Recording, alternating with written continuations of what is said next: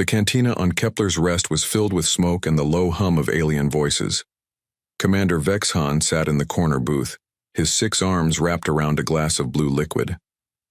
3 young Zelthari soldiers sat across from him, their large, eyes wide with curiosity. "You really fought with humans during the war?" asked Kretho, the youngest of the group. His voice carried doubt and fear. Vexhan took a long drink and set his glass down slowly. His weathered face showed the scars of many battles.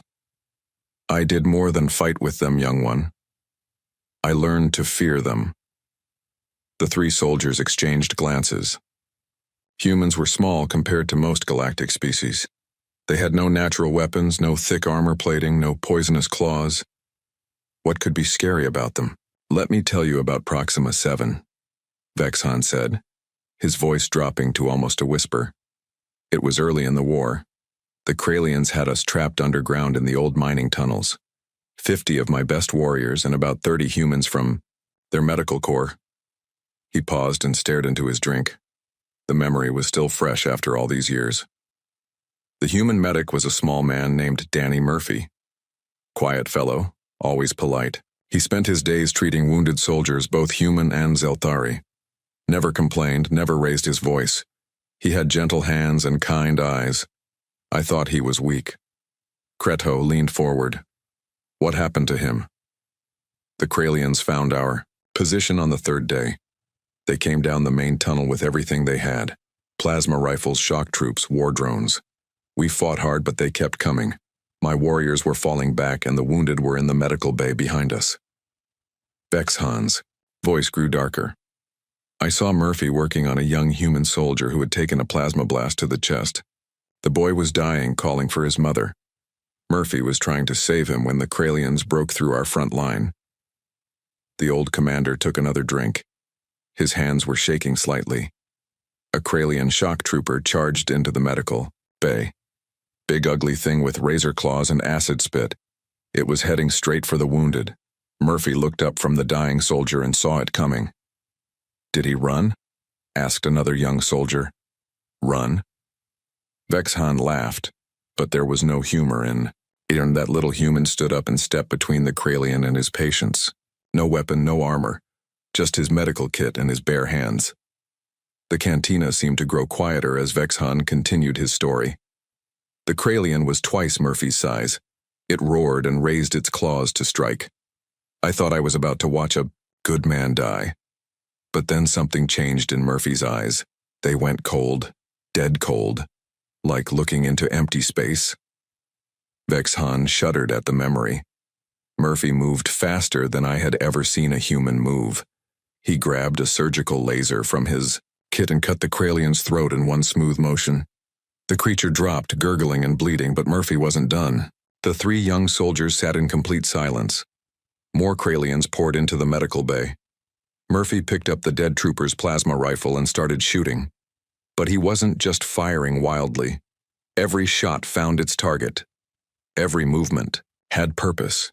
He fought like a machine built for killing. Vexhan paused and looked at each of the young soldiers. But here's the part that still gives me nightmares. While he was fighting, he was still treating patients. He would shoot 3 Kralians, then turn and apply pressure to a wound. Kill 2 more, then inject someone with painkillers. He was fighting and healing at the same time. "That's impossible," whispered Kretho. "I saw it with my own eyes." Murphy cleared that medical bay of 15 Kralian soldiers in less than 5 minutes. When it was over, he stood there covered in enemy blood, breathing hard. The wounded soldiers looked at him like he was some kind of god of war. Vexhan finished his drink and signaled for another. But then the strangest thing happened. A wounded Kralian crawled out from under a pile of bodies. It was badly hurt, no threat to anyone. Murphy saw it and his eyes changed back. The coldness was gone. He knelt down next to the enemy soldier and started treating its wounds. The young soldiers stared in confusion. I asked him why he was helping the creature that had tried to kill us all. Murphy looked up at me with those gentle eyes and said, "It's not fighting anymore. Now it's just hurt." He saved that Kralian's life. Vexhan accepted his new drink from a passing server. The battle wasn't over. We still had Kralians in the outer tunnels. Murphy handed the plasma rifle to one of my warriors and went back. to his medical work. Just like that, he switched from killer to healer again. "What happened next?" asked one of the soldiers. "We held the tunnels for 2 more days. Every time the enemy broke through, Murphy would change. The gentle medic would disappear and something else would take his place. Something that knew exactly how to kill efficiently and without mercy. Then, when the fighting stopped, he would go back to saving lives." Vexhan took a long drink and continued. "On the last day, reinforcements finally arrived. The Kralians retreated and we were rescued. As we were leaving the tunnels, I walked beside Murphy. He was helping a wounded Zelthari soldier who had lost a leg." The old commander's voice grew quiet. "I asked him how he could switch back and forth like that. How he could be so gentle one moment and so deadly the next." Murphy thought for a long time before answering. "What did he say?" Kreto asked. "He said, 'Commander, I became a medic because I want to save lives. But sometimes, to save the lives that matter, you have to take the lives that threaten them. It's not something I enjoy. It's just something I do when I have to." Vexhan stared into his drink again. "That's when I realized what makes humans so terrifying in war. It's not their weapons or their tactics. It's their ability to become exactly what the situation requires. They can be healers, killers, teachers, destroyers. Whatever the moment demands." He looked up at the 3 young soldiers. Murphy saved 47 lives in those tunnels. 32 humans, 14 Zelthari, and 1 Kralian. But he also killed 23 enemy soldiers with his bare hands and captured weapons. Same man, same heart, same conscience. He just chose what he needed to be. The cantina had grown much quieter. Other patrons had stopped their conversations to listen to the old commander's story. After the war, I looked up Murphy. He went back to Earth and became a doctor in a children's hospital. Spent his days making sick kids laugh and helping them get better.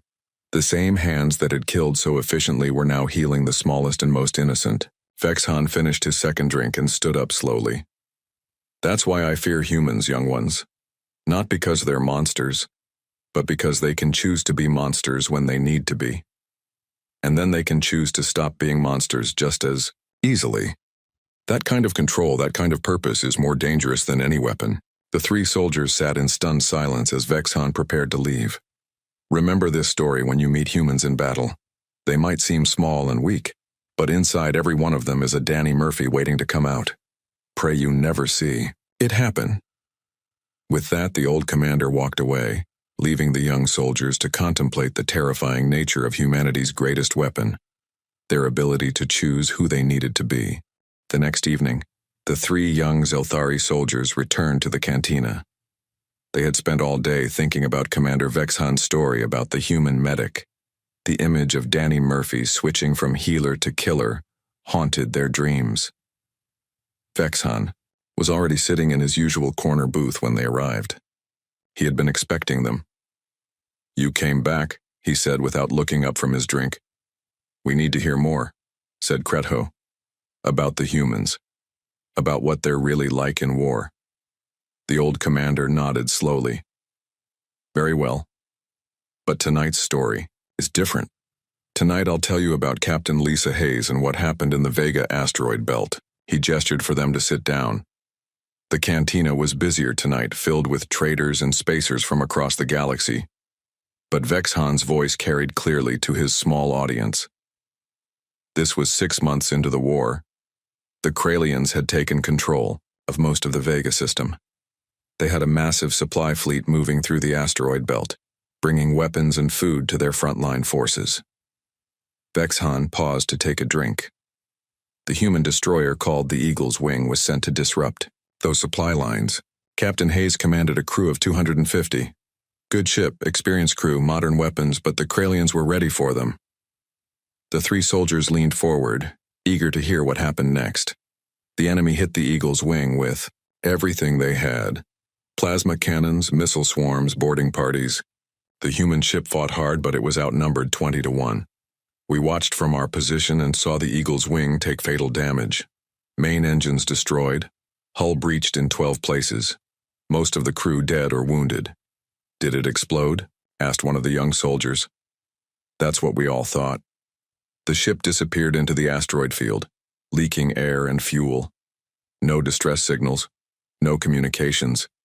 The Kralians declared it destroyed and went back to their supply runs, marked Captain Hayes and her crew as casualties of war. Vexhan's eyes grew distant as he remembered. But the Eagle's wing hadn't been destroyed. It had been transformed into something much worse. He took another drink before continuing. 3 weeks later, a Kralian supply convoy disappeared near the outer edge of the asteroid belt. No distress calls, no wreckage found. The enemy assumed it was pirates or maybe a navigation error. Space is dangerous. The cantina noise seemed to fade as other patrons began listening to the story. Then another convoy vanished. This time there were survivors. They told a strange story about a ghost ship that appeared out of nowhere, attacked them, and disappeared. Again, the Kralians didn't believe it at first. What kind of ghost ship? Creto asked. The Eagle's wing. Captain Hayes had kept her ship alive with nothing but spare parts and determination. She had only 12 crew members left, but they had turned their dying destroyer into a weapon of terror. Vexhan's voice dropped to almost a whisper. Hayes knew she couldn't fight the enemy fleet directly. Her ship was too damaged, her crew too small, so she decided to fight a different kind of war, a war of fear. The 3 soldiers exchanged nervous glances. The first thing Hayes did was study her enemy. She and her crew spent weeks monitoring Kralian communications, learning about their culture, their beliefs, their superstitions. Humans are very good at understanding how other minds work. What did she learn? Asked one of the soldiers. She learned that Kralians fear their ancestors' judgment. They believe the spirits of dead warriors watch over battles and punish cowards. Hayes decided to use that fear against them. Vexhan paused dramatically. The Eagle's wing would hide in the asteroid field until a supply convoy passed by. Then Hayes would attack, but not the way you might expect. She wouldn't try to destroy the ships. Instead, she would disable their communications and board them. The young soldiers sat in complete silence. Hayes and her crew would kill some of the enemy soldiers, but not all of them. They would leave survivors. But before they left, they would do something that chilled my blood when I first heard about it. What? Creto whispered. They would leave behind personal items from dead Kralian soldiers. Weapons, jewelry, photographs, anything that belonged to warriors who had died in previous battles. Hayes had been collecting these things from battlefield wreckage for months. The cantina had grown very quiet. Even the bartender had stopped, cleaning glasses to listen. The surviving Kralians would find these items and recognize them. A dead soldier's lucky charm, a fallen officer's ceremonial knife, personal things that should have been buried with their owners. The survivors believed their own dead had come back to haunt them. Vexhan took a long drink. But Hayes wasn't finished. She had studied each enemy unit's history, learned the names of their fallen comrades. Her ship's damaged communication system could still intercept and replay old transmissions. What did she do with those? Asked a soldier. She would broadcast the voices of dead Kralians, last words from fallen warriors, final messages to loved ones, death screams from previous battles. The living would hear their dead friends calling to them from empty space. The 3 young soldiers shivered despite the warm cantina air. Hayes targeted specific enemy commanders based on their psychological profiles. She learned who they had lost, who they missed most. Then she would make them hear those voices in the darkness of space. Vexhan's voice grew darker. Commander, Thrakhan heard his dead son calling for help. Captain Veshai found recordings of her fallen mate playing in her quarters. Major Kreltos discovered his brother's final battle report echoing through his ship's corridors, over and over. How did she get inside their ships? Creto asked. The Eagle's wing was badly damaged, but Hayes was a clever engineer. She used the ship's broken hull sections as stealth pods. Her crew would drift through space like debris, then attach to enemy vessels and sneak aboard. The old commander continued his tale. For 3 months, Hayes turned the asteroid belt into a haunted graveyard. Kralian supply ships would find their dead crew members arranged in ceremonial positions. Living soldiers would discover holographic recordings of their own deaths, playing in empty rooms. Their own deaths? asked a soldier. Hayes had her computer create false recordings showing how each enemy soldier would die. She would leave these playing in places where they would be found. The psychological effect was devastating. Vexhan looked around the quiet cantina. The Kralians began to believe they were being hunted by an army of vengeful spirits. Their morale collapsed. Entire convoys would surrender without a fight rather than face the ghost ship. What happened to Captain Hayes? Kretho asked. The enemy sent a battle group of 50 ships to destroy her. 50 ships against one half-dead destroyer with 12 crew members. It should have been a massacre. Vexhan finished his drink.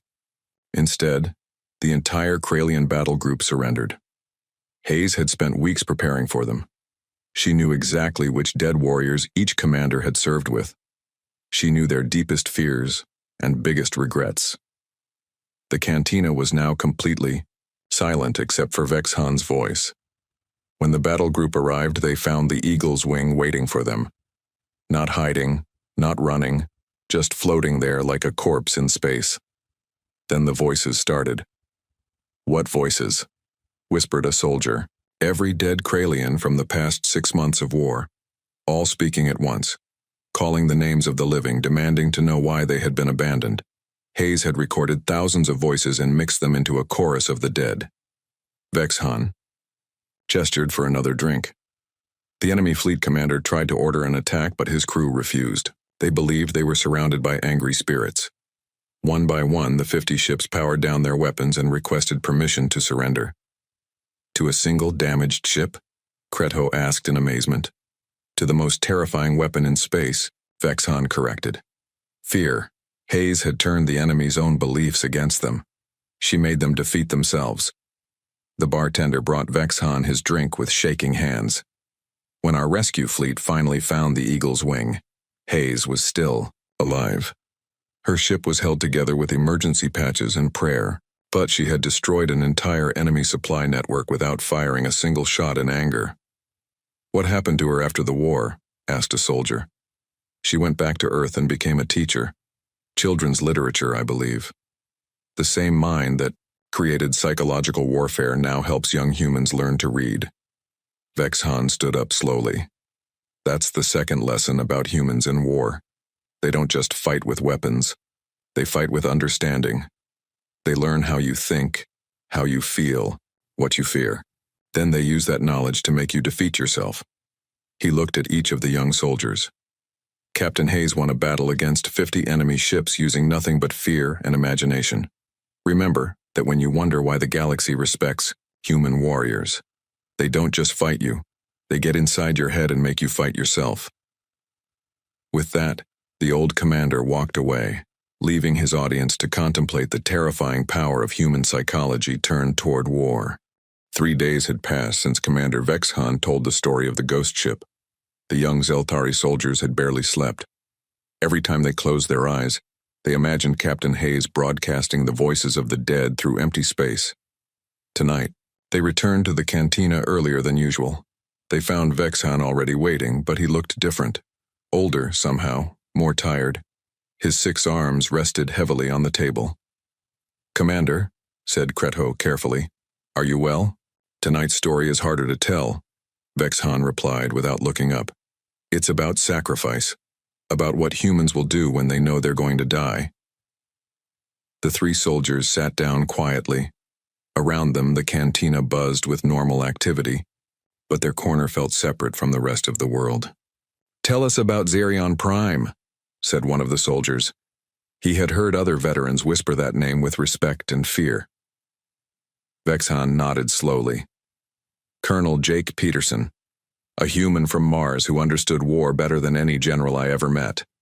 He commanded Forward Observation Post 7 on Xerion Prime." The old commander finally looked up at his audience. The post wasn't much to look at, just a concrete bunker built into a hilltop, with communication equipment and sensor arrays. Peterson had 47 soldiers under his command. Their job was to watch for enemy movements and report back to headquarters. "Sounds like easy duty," said Kretho. It was until the Kralians decided to invade Xerion Prime with everything they had. 300,000 troops, air support, heavy artillery. the biggest invasion force we had seen in the war. Vexhan paused to order his usual drink. Hi. Command ordered all forward posts to evacuate immediately. The civilian population was already fleeing to the transport ships. No point in losing good soldiers to hold worthless positions. But Peterson didn't evacuate? Asked a soldier. No. He sent a message back to headquarters saying his post would remain operational as long as possible. He wanted to provide intelligence on enemy movements to help the evacuation. The bartender brought Vexhan his drink, but the commander didn't touch it. Command told Peterson he had 6 hours before the enemy reached his position. After that, he and his soldiers would be on their own. No rescue, no reinforcements, no hope. What did he do? Creto whispered. He gathered his 47 soldiers and explained the situation. They could leave with the evacuation ships or stay and fight a hopeless battle. Every single one of them chose to stay. Vexhan finally took a sip of his drink. I was part of the relief force that was supposed to arrive after the evacuation was complete. We expected to find Zerion Prime under full enemy control. Instead, we received a transmission from Peterson's post. He was still alive? Asked a soldier in amazement. Not just alive, still fighting. It had been 3 days since the Kralian invasion began. Peterson's voice came through the radio as calm as if he was ordering breakfast. He gave us detailed reports on enemy positions, troop movements, and weak points in their lines. The 3 young soldiers stared in disbelief. How is that possible? Creto asked. Peterson had studied every famous last stand in human military history. The Battle of Thermopylae, the Alamo, Rorke's Drift, the Battle of Cameron. He knew exactly how small forces could hold against impossible odds. Vexhan's voice grew stronger as he continued the story. The first thing Peterson did was turn his observation post into a fortress. His soldiers worked for hours moving equipment, creating firing positions, and setting up kill zones. But that wasn't the clever part. What was? Asked a soldier. Peterson understood that the post itself wasn't important. What mattered was making the enemy believe it was important. He started broadcasting fake intelligence reports about secret weapons hidden in the bunker. The cantina had begun to quiet down as other patrons listened to the story. Peterson made the Kralians think the observation post was actually a command center for some kind of superweapon. He sent false transmissions about experimental technology and classified research. Did the enemy believe it? Creto asked. They sent 10,000 troops to capture what they thought was a strategic target, 10,000 soldiers against 47 humans on a hilltop. Vexhan took another drink. The attack began at dawn on the second day. The Kralians came up the hill in waves, expecting to overwhelm the small garrison quickly. Instead, they ran into the most perfectly designed killing field I have ever seen. What do you mean? Asked a soldier.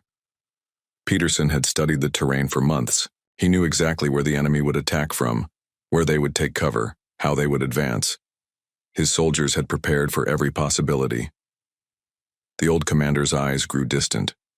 The humans had pre-sighted their weapons to cover every approach. They had calculated firing angles, set up crossfire zones, and prepared fallback positions. When the Kralians attacked, they walked into a maze of death. How many enemy soldiers did they kill? Creto whispered. Over 2,000 in the first attack alone. The Kralians had never seen anything like it. 47 humans were fighting, like they had supernatural knowledge of the battlefield. Vexhan paused to let that number sink in. But Peterson wasn't finished. During the brief pause between attacks, he got on the radio and started giving tactical advice to other human units fighting across the planet. He was sharing what he had learned about enemy tactics and weaknesses. While under attack himself? Asked a soldier in amazement. Peterson treated the siege like a laboratory experiment. He was studying Kralian assault methods and passing that information to other commanders. His own death was just part of the research. The cantina had grown very quiet now. The second attack came with air support. Kralian fighters strafed the hilltop while ground troops advanced from 3 directions. Peterson's soldiers shot down 4 aircraft and held their positions. How many humans were left? Creto asked. 35. They had lost 12 soldiers. In the first day of fighting, But Peterson kept broadcasting intelligence reports like nothing had happened. Vexhan finished his drink and signaled for another. The third attack was the largest. The Kralians brought artillery, heavy weapons, even some of their elite shock troops. They pounded the hilltop for 2 hours before sending in ground forces. "Did the humans break?" asked a soldier. They never even wavered. Peterson had prepared his soldiers for this moment. They knew they were going to die, but they also knew their deaths would save thousands of civilian lives. The bartender brought Vexhan his new drink with obvious respect. The Kralians took the outer defenses after 6 hours of fighting. Peterson's last transmission was a detailed analysis of enemy tactics and recommendations for future battles. No request for help, no dramatic last words, just professional military intelligence. "What happened to Peterson?" Creto asked quietly. "When our relief force finally reached Zarian Prime, we found the observation post still held by 7 living humans. Peterson was one of them, wounded but still coordinating defensive fire from a makeshift command post in the bunker." The 3 soldiers sat in stunned silence. "7 survivors from 47? Asked one finally. 7 humans who had held a hilltop against an entire army for 3 days. They had killed over 8,000 Kralian soldiers and provided intelligence that saved the entire civilian evacuation. Vexhan looked at each of the young soldiers. "But here's what still amazes me about that battle. When we rescued Peterson, the first thing he did was ask about casualty reports from other units. He wanted to know how effective his tactical recommendations had been. Even after everything he had been through?" Creto asked. Peterson saw his own survival as less important than the success of the overall mission. He had spent 3 days watching his soldiers die one by one, but he never stopped thinking about the bigger picture. The old commander stood up slowly. "That's the third lesson about humans in war. They can accept certain death and still fight with perfect tactical discipline. They turn hopeless battles into strategic victories through sheer force of will." He looked around the quiet cantina. Peterson went back to Mars after the war and became a teacher at their military academy. He trains young human officers in the art of tactical thinking. The same mind that held a hilltop against impossible odds now shapes the next generation of human warriors. Vexhan prepared to leave. "Remember, Peterson, when you think humans are just another species. They can face certain death with the same calm they use to plan a training exercise. That kind of mental discipline is what makes them so dangerous in war." With that, the old commander walked away, leaving the young soldiers to contemplate the terrifying courage of humanity's finest warriors. A week had passed since Commander Vexhan told the story of Peterson's last stand. The 3 young Zelthari soldiers had requested leave from their duties to think about what they had heard. Their superior officers understood. Learning about human warfare was considered essential education for any soldier who might fight alongside them. Tonight, the cantina felt different when they arrived. Quieter, more serious. Word had spread about Vexhan's stories, and other veterans had come to listen. But the old commander still sat in his usual corner booth waiting for his regular audience. "Commander," said Creto as they sat down, "the other soldiers in our unit don't believe your stories. They say humans can't be that different from other species." Vexhan smiled sadly. "They'll learn, young one. If they're lucky, they'll learn, without having to fight against humans. Tonight I'll tell you about Lieutenant Commander Rachel Stone." The 3 soldiers noticed that Vexhan had ordered a stronger drink tonight. His hands shook slightly as he lifted the glass. Stone was different from the other humans I've told you about. She never fired a weapon in anger, never commanded troops in battle. But she won more victories for the human cause than any general. "How?" asked one of the soldiers.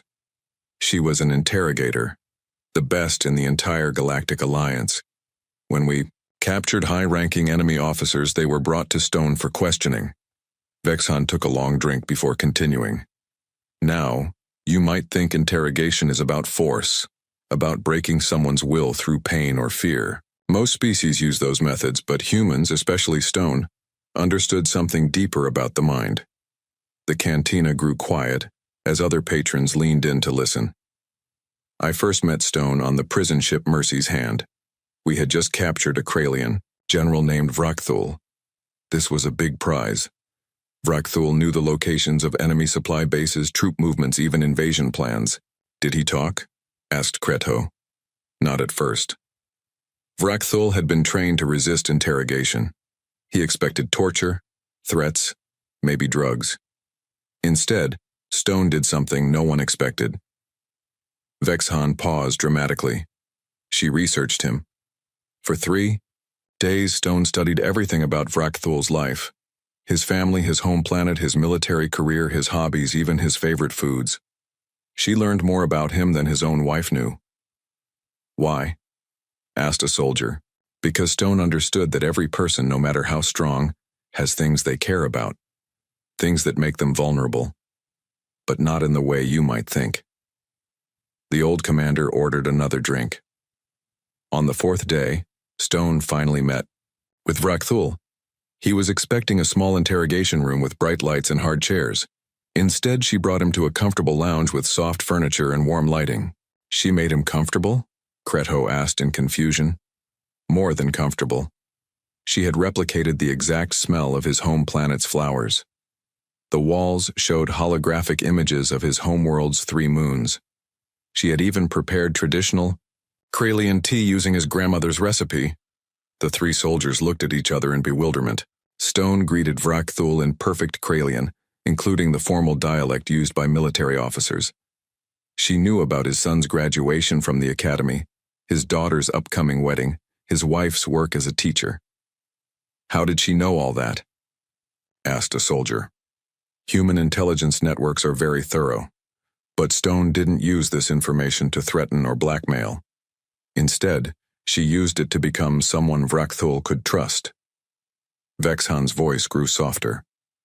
Stone spent the first meeting just talking with the general about his family. She showed genuine interest in his children's accomplishments. She asked about Kralian poetry, which was one of his hobbies. She even knew the names of his favorite authors. But did she get any military information? Kreto asked. Not that day, or the next day, or the day after that. For a full week, Stone just talked with Vrakthul like they were old friends. She learned about his fears for his family's safety during the war, his worry about young soldiers under his command, his hope that the conflict would end soon. The cantina had grown very quiet now. By the end of the first week, Vrakthul looked forward to his meetings with Stone. She was the only person who listened to him without judgment, who understood his concerns, who treated him like a person instead of a prisoner. When did she start asking for military secrets? Asked a soldier. She never did. That's what made Stone so effective. She never asked direct questions about troop, positions, or battle plans. Instead, she let Vrakthul talk about whatever worried him. Vexhan took another drink. Vrakthul began sharing his concerns about the war, how his supply lines were stretched too thin, how his soldiers were getting sick from poor food, how the younger officers didn't understand proper tactics. He was giving away military intelligence without realizing it? Kreto asked. More than that, Stone made him want to share these problems because she convinced him she cared about finding solutions. Vrakthul began to see Stone as someone who might help him protect his soldiers. The old commander's voice grew darker. After 2 weeks, Vrakthul was telling Stone everything, not because he was broken or forced, but because he believed she was his friend. He thought she understood him better than his own commanders. That's impossible, said one of the soldiers. I watched it happen. Stone would spend hours listening to Vrakthul's stories about his childhood, his military training, his family traditions. She remembered every detail and asked thoughtful questions. She made him feel valued and understood. Vexhan stared into his drink. The strangest part was that Stone's concern was real. She genuinely cared about Vrakthul's well-being. She made sure he ate proper meals, got enough sleep, had books to read in his own language. She worried about his health and asked about his family. How could she care about an enemy general? Asked Kreto. That's what made Stone so terrifying. She could genuinely like someone while simultaneously destroying them. Her empathy was real, but she used it as a weapon. The cantina fell silent except for Vexhan's voice. After a month, Vrakthul had revealed the locations of 12 supply bases, troop strengths for 6 battle groups, and the complete invasion timeline for the Centauri sector, all because he trusted Stone completely. "What happened when he realized what he had done?" asked a soldier. "That's the most disturbing part. When Vrakthul finally understood that his friend had been extracting military secrets, he wasn't angry. He was heartbroken." Vexhan finished his drink. Vrakthul told Stone that she was the first person in years who had really listened to him. Even knowing she was his enemy, he still considered her his closest friend. The betrayal hurt him more than any physical torture could have. "What did Stone say to that?" Kreto asked quietly. "She told him she was sorry it had to be this way. And she meant it." Stone felt genuine regret about using his trust against him. But that didn't stop her from doing it again with the next prisoner. The three soldiers sat in uncomfortable silence. Worked with Stone for 6 months. She interrogated 43 high-ranking enemy officers. Every single one of them ended up considering her a friend. Every single one of them revealed crucial military secrets. "How could she do that over and over?" asked a soldier. Because Stone understood something that most species don't. The difference between caring about someone and being loyal to them. She could genuinely care about her prisoner's well-being while remaining completely loyal to the human cause. Vexhan stood up slowly. Stone never used physical force, never made threats, never broke any prisoner's spirit. Instead, she gave them exactly what they needed most: someone who understood them. Then she used that understanding to defeat them. He looked at each of the young soldiers. After the war, Stone became a counselor for trauma victims. She helped soldiers from all species recover from the psychological wounds of battle. The same skills she used to extract secrets now help heal damaged minds. "How can she help the same people she once manipulated?" Kreto asked. "Because her empathy was never fake. Stone really does understand how minds work, how people feel, what they need to heal. She just chose to use that understanding for war when war was necessary." Vexhan prepared to leave. That's the fourth lesson about humans. They can care deeply about someone while working to destroy them. They can be genuine friends and deadly enemies at the same time. That kind of emotional complexity makes them impossible to predict or defend against. He paused at the edge of their booth. "Remember, Rachel Stone, when you think you understand human nature, they can love you and betray you simultaneously, and both emotions will be completely real. That's what makes them so dangerous in any kind of conflict." With that warning, the old commander walked away, leaving his audience to wrestle with the terrifying implications of human emotional intelligence turned toward warfare. The cantina was packed tonight. Word had spread across Kepler's Rest about Commander Vexhan's stories, and veterans from a dozen different species had come to listen. But the old Zelthari commander barely noticed the crowd. His eyes were fixed on the three young soldiers who had started this journey with him. "Tonight is the last story," Vexhan said quietly. "The hardest one to tell. It's about General Alex Carter and the Battle of Terra Nova."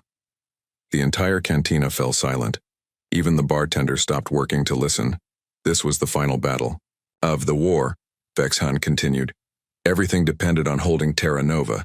If the planet fell, the Kralians would control the entire sector. Millions of lives hung in the balance. Kreto leaned forward. Over the past weeks, these stories had changed him. The other young soldiers, too. They no longer looked at humans as just another species. General Carter commanded the defense force. 50,000 human soldiers, 20,000 Zelthari warriors, and 15,000 troops from other allied species. A mixed army defending the most important world in the galaxy. Vexhan's voice was barely above a whisper now. I was Carter's second in command. I had worked with humans for 2 years by then, but I thought I understood them. I was wrong. The old commander ordered his strongest drink. His hands were shaking more tonight. The Kralian invasion force was massive. 500,000 troops, orbital bombardment ships, atmospheric fighters. They had brought everything they had left for this final push. What was the human plan? Asked one of the soldiers. Carter's strategy was brilliant. He positioned our forces in a series of defensive rings around the planet's capital city. Each ring would delay the enemy while the next ring prepared. Classic. Defensive warfare. Vexhan took a long drink before continuing. But Carter had also placed his son Ben in command of the Outer Defense Ring. Lieutenant Ben Carter, 23 years old, fresh from the academy. A good officer, but young and untested. The cantina was so quiet that breathing seemed loud. The battle began at dawn. The Kralians hit the outer ring with everything they had. Ben's unit fought well, but they were outnumbered 10-1. They couldn't hold. Did they retreat?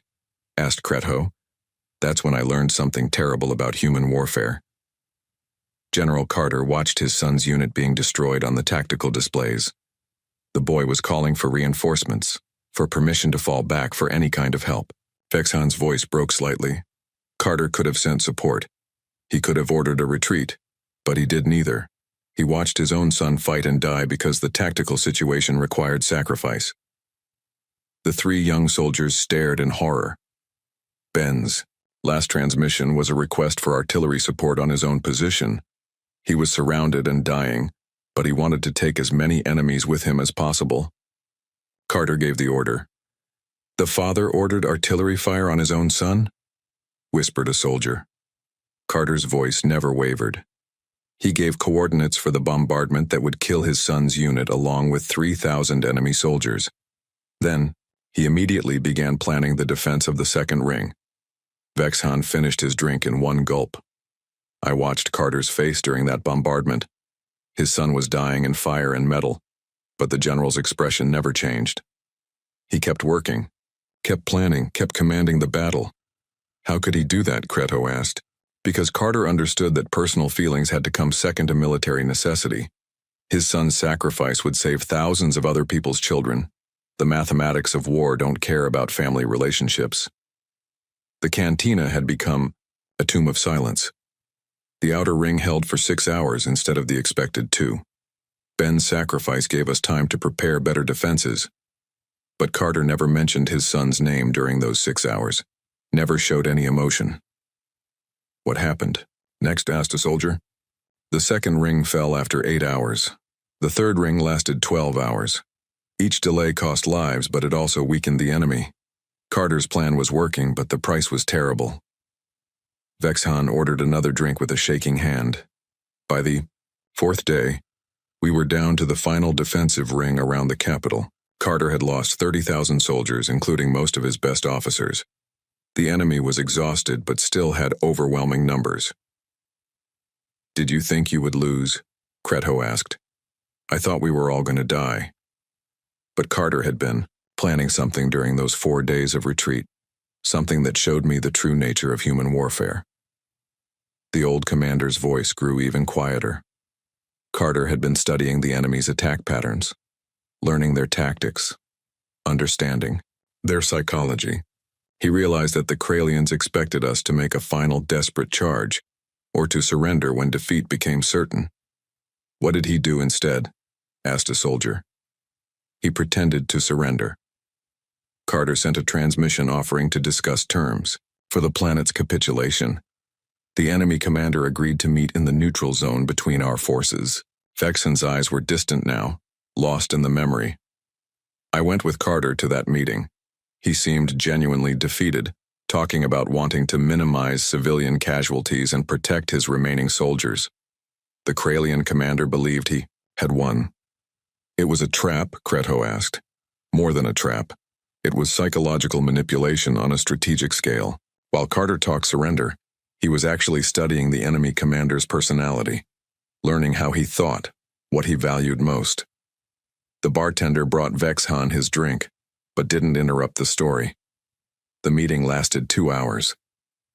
Carter convinced the Kralian commander that humans valued individual life above military objectives. He played on their belief that humans were soft and emotional. What was he really doing? Asked a soldier. Carter was buying time for his engineers to complete a project they had been working on since the battle began. They had been rigging the planet's geothermal plants to explode simultaneously. The 3 soldiers gasped. Carter was willing to destroy the entire planet rather than let it fall into enemy hands. The explosions would kill everyone on the surface, including all our own forces and the civilian population we were trying to protect. That's madness, whispered Kretho. That's human warfare. Carter had calculated that losing Terra Nova would cost more lives in the long run than destroying it completely. He was prepared to sacrifice everything to deny the enemy their victory. Vexhan took a shaky drink. But the psychological game worked perfectly. The Kralian commander became overconfident, believing he was dealing with weak humans who would surrender rather than fight to the death. He moved his forces into vulnerable positions. "Did Carter detonate the explosions?" asked a soldier. "He didn't have to. The enemy's overconfidence created the opening we needed.